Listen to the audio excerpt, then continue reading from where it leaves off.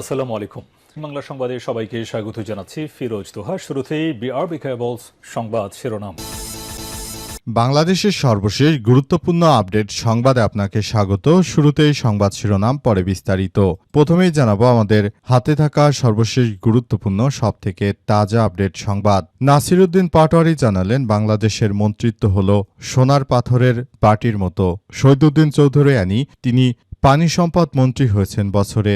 সরকারের কাছ থেকে তিনি সর্বসাকুল্যে বাড়ি ভাড়া সহ সবকিছু দিয়ে বেতন পাবেন ৪২ লক্ষ টাকা। সরকারে এসেছে মাত্র ৩ মাস হয়েছে, অথচ ৩২ লক্ষ টাকা দিয়ে গরু কিনল কিভাবে? ক্ষমতাসীনদের অবৈধ সম্পদ অর্জন এবং বিলাসবহুল জীবনযাপন নিয়ে করা সমালোচনা করেছেন জাতীয় নাগরিক পার্টি এনসিপির নেতা নাসিরুদ্দিন পাটোয়ারি।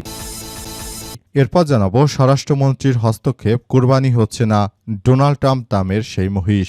আসন্ন ঈদুল আজহায় কোরবানির জন্য বিক্রি হওয়া আলবিনো জাতের আলোচিত মহিষ ডোনাল্ড ট্রাম্প আর কোরবানি হচ্ছে না। স্বরাষ্ট্রমন্ত্রী সালাউদ্দিন আহমেদের হস্তক্ষেপে ক্রেতাকে টাকা ফেরত দিয়ে মহিষটি পুনরায় খামারে ফিরিয়ে নেওয়া হয়েছে। আপাতত সেখানেই মহিষটিকে লালন পালন করতে হবে। আজ স্বরাষ্ট্রমন্ত্রীর পক্ষ থেকে এসব বিষয় নিশ্চিত করা হয়েছে। জানা গেছে যে এই মহিষ যদি কোরবানি করা হয় তাহলে ভবিষ্যতে যুক্তরাষ্ট্রের পক্ষ থেকে বাংলাদেশের উপর নিষেধাজ্ঞা আসতে পারে। এই ভয়ে মূলত স্বরাষ্ট্রমন্ত্রী এই মহিষটি কুরবানি দেওয়ার ক্ষেত্রে বিধিনিষেধ আরোপ করেছেন। এতে খামারি মহিষটি ফেরত নিতে বাধ্য হয়েছে এবং এটি এই বছর আর কুরবানি হবে না বলে জানা গেছে। এদিকে দেশবাসীকে ঈদের শুভেচ্ছা জানালেন প্রধানমন্ত্রী। পবিত্র ঈদুল আজহা উপলক্ষে দেশবাসী সহ বিশ্বের সকল মুসলমানদেরকে শুভেচ্ছা জানিয়েছেন প্রধানমন্ত্রী তারেক রহমান। আজ ফেসবুক পেজে দেওয়া এক পোস্টে তিনি এই শুভেচ্ছা জানান। পোস্টে তারেক রহমান লিখেছেন যে ত্যাগের পরাকাষ্ঠা, তাকওয়া ও পথ নির্দেশনায় আর আত্মশুদ্ধির বার্তা নিয়ে বছর ঘুরে আবারও এসেছে পবিত্র ঈদুল আজহা। জানাবো, আদ্দিন হাসপাতালে নবজাতকের মৃত্যুতে জামাতের বিবৃতি। রাজধানী মগবাজারে আদ্দিন মেডিকেল কলেজ হসপিটালে চিকিৎসাধীন অবস্থায় মোট ১১ নবজাতকের মৃত্যুতে গভীর শোক ও দুঃখ প্রকাশ করেছে বাংলাদেশ জামাত ইসলামের সেক্রেটারি জেনারেল ও সাবেক এমপি অধ্যাপক মিয়া গোলাম পরোয়ার। আজ গণমাধ্যমে পাঠানো এক বিবৃতিতে তিনি এসব কথা জানিয়েছেন। প্রদত্ত শোক বিবৃতিতে তিনি বলেন, আজ ২৭ মে ভোরে রাজধানী মগবাজার আদ্দিন হাসপাতালে মাত্র ১ থেকে ২ দিন বয়সী ১১ জন নিষ্পাপ নবজাতকের মৃত্যুর ঘটনা অত্যন্ত হৃদয়বিদারক ও মর্মস্পর্শী এবং অত্যন্ত করুণ। এই ঘটনায় সঠিক তদন্ত চেয়েছেন তিনি। এবং সর্বশেষ জানাবো, নাসিরুদ্দিন পাটোয়ারিকে বলবো, ডিম না খেতে চাইলে ভালো হয়ে যাও। এবার জাতীয় নাগরিক পার্টি এনসিপির নেতা নাসিরুদ্দিন পাটোয়ারির উদ্দেশ্যে করা মন্তব্য করেছেন গণ অধিকার পরিষদের সাবেক সাধারণ সম্পাদক ও বিএনপির নেতা রাশেদ খান। নাসিরুদ্দিন পাটোয়ারিকে সতর্ক করে বলেছেন, ডিম না খেতে চাইলে ভালো হয়ে যাও। আজ ১১টায় ঝিনাইদহের কালীগঞ্জে নিজ কার্যালয়ে আয়োজিত প্রেস ব্রিফিংয়ে তিনি এসব কথা জানিয়েছেন। প্রিয় দর্শক, এতক্ষণ শুনছিলেন সংবাদ শিরোনাম, এবারে বিস্তারিত। তবে তার আগে বন্ধুরা, অনুরোধ থাকবে এই সংবাদটিতে একটি লাইক দিন। এই চ্যানেলে আপনি নতুন হয়ে থাকলে আমাদের সংবাদটি দেখতে দেখতে চ্যানেলটি সাবস্ক্রাইব করে রাখুন। কমেন্ট করে বন্ধুরা আপনার মূল্যবান মতামত জানিয়ে দিন আপনি বিশ্বের কোন দেশ থেকে বা বাংলাদেশের কোন স্থান থেকে আমাদের সংবাদটি দেখছেন এবং শুনছেন। আর বন্ধুরা, সংবাদটি আপনার সোশ্যাল মিডিয়া ফেসবুকে শেয়ার করে বন্ধুদেরও দেখার সুযোগ করে দিন। আর বন্ধুরা, আজকের সংবাদ সম্পর্কে আপনার মূল্যবান মতামত কমেন্ট বক্সে জানিয়ে দিন এবং জানিয়ে দিন আপনি বিশ্বের কোন দেশ থেকে বা বাংলাদেশের কোন স্থান থেকে আমাদের সঙ্গে কানেক্টেড রয়েছেন।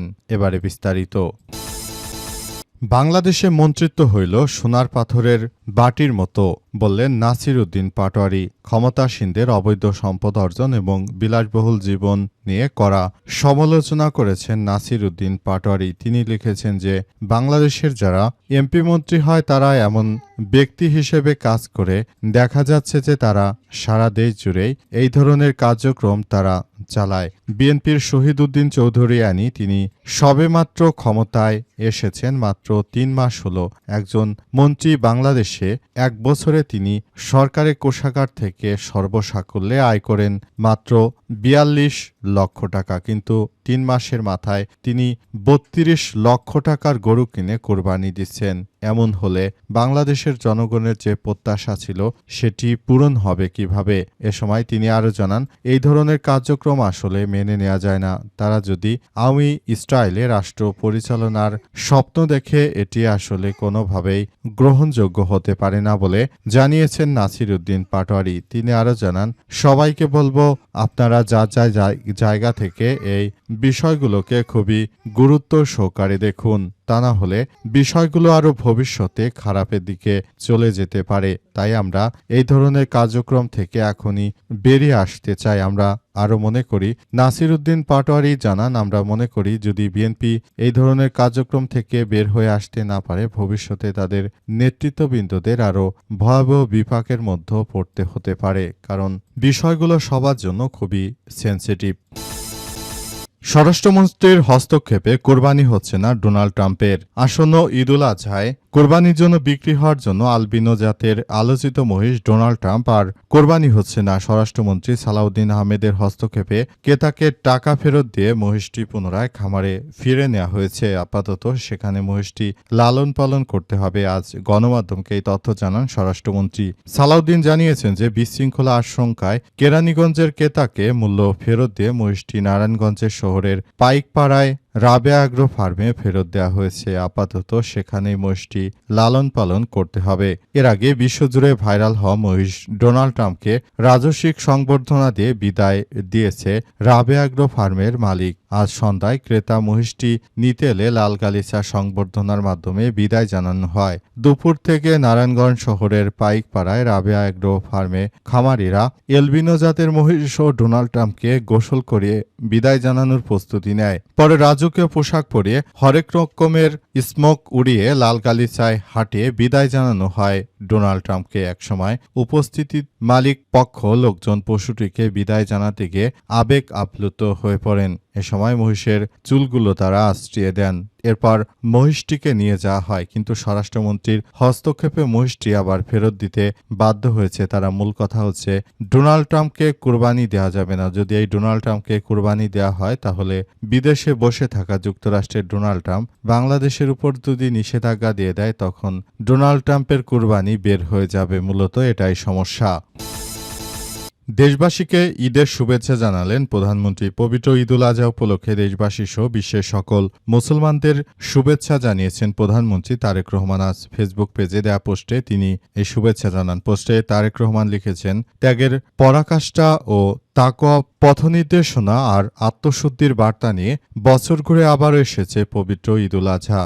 এই উৎসব শুধু আনন্দের নয়, এই স্রষ্টার প্রতি গভীর বিশ্বাস, আত্মনিবেদন এর আগে এক চিরন্তন বার্তা বহন করে। হজরত ইব্রাহিম আলাইহিস সালামের অটল ঈমান ও সর্বোচ্চ আত্মত্যাগের কথা স্মরণ করে দিয়ে তিনি বলেন, এই দৃষ্টান্ত ঈদুল আজহাকে বিশ্ব মুসলিম উম্মার কাছে এক মহিমান্বিত ও তাৎপর্যপূর্ণ করে তুলেছে। প্রধানমন্ত্রী আরও জানান, এই পবিত্র দিনে যদি আল্লাহর কাছে প্রার্থনা করেছেন দেশ ও বিশ্বের সকল মুসলমানদের ত্যাগ যেন কবুল হয় এবং সমগ্র মানবজাতির জন্য শান্তি, নিরাপত্তা, স্থিতিশীলতা নিশ্চিত হয়। পোস্টের শেষে তিনি উল্লেখ করেছেন, আল্লাহ আমাদের কুরবানি ও ইবাদত কবুল করে নিন। তার অশেষ রহমত ও বরকতে আমাদের জীবন ভরে উঠুক সমৃদ্ধময় এক সুন্দর কার্যক্রমের মধ্য দিয়ে আমরা এগিয়ে যাই বলে মন্তব্য করেছেন প্রধানমন্ত্রী তারেক রহমান। তিনি পোস্টে আর উল্লেখ করেছেন, আপনাদের সবাইকে নিয়ে আমরা সুন্দর একটি পৃথিবী গড়ে তুলতে চাই এবং এই পৃথিবীতে আর কোনো ধরনের কোনো সমস্যা থাকবে না। আমরা